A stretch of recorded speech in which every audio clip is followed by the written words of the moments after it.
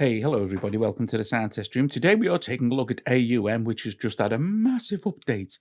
Okay, so a lot of it's background stuff, some of it is to do with the user interface, some of it to do is AUs, MIDI routing, stuff like that. Lots of stuff is changed to make your experience with AUM better. Okay, so first off, it loads super quick now. So if I close that there and then just reload it, before you had to wait quite a while, and now you'll see it's pretty much almost instant. Just wipe that screen a bit there. Thanks, Jacob. Great tip. And if we now just start a new session here, one of the things you may notice straight away is that up here in the actual corner here next to DSP, you can see if you tap that, they've added the time and date as well also, so you can quickly jump in and check that, etc. And then the rest of your bits and pieces related to the actual engine. And then they've added, if you remember, you used to go to this MIDI route here and it'd show you your particular MIDI routines. Okay, you'll notice now that you don't need to do this. They've got a quick access button there for MIDI routing, so you just tap that. That's really handy. Now, another very cool thing they've added is if we load up here an AUV3, anything, we'll do use primer synth. You'll notice now that a new little icon here will pop up, and this is giving you direct access to one of the parameters inside the synth. So it's kind of like a quick kind of thing that you can just kind of jump in and adjust it in as part of the synth. You can change that to anything you like that's available in the synth, and all you need to do that is tap on this and tap MIDI control, and you'll see that the only thing we have now is a primer. So that's fine. So we just open that there, and then we can go to primer parameters, and you'll see that where it says oscillator one wave is in green, we could change that now and just go down here, and this little button in the bottom corner will swap our parameter so that we can set that to anything with anything that we like. So if we wanted to scroll down and we wanted it to be for the noise, we just tap this and it'll change it to noise. And you can do that for anything you like. So let's just leave that on that for now. Okay, and then it's exactly the same for the actual audio units as well. So the effects. So if we go to audio unit extension, we go to, say, I don't know, let's choose phase 3. It will load in automatically a parameter that you can use straight without going into the actual synth or the effect. You can use the parameter like this. Now, also, another new thing that's been added is if we go all the way to the bottom here, channel 1, you'll see it says primer. It will auto load the name of the AU that's in there now. Okay, so if we wanted to do, say, I don't know, let's go and put a Xeon in there. It will load Xeon, but it will also pre-name the channel for you as well.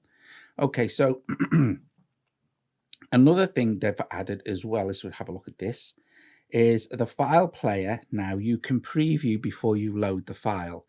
So let's just make sure that our volume is a bit quieter there, so I don't know how loud this is going to be. Hang on.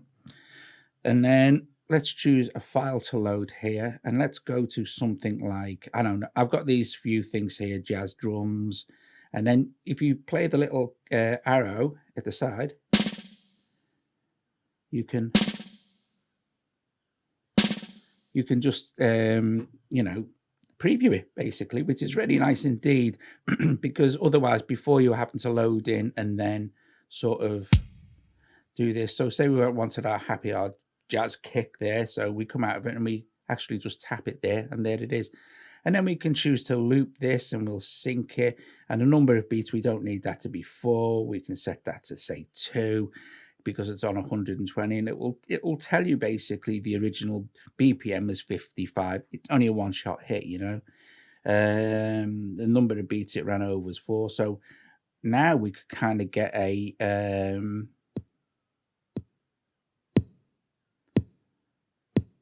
what's it going? So I'd have to definitely do something about the EQ on that. Anyway, there's the thing. And with the file player, there's play enable, so you don't have to have it running with the rest of your stuff. You can just have it switch on anytime you like. And of course, again, you could just change it out to, say, the hat like this, and then choose hat, and then it'll be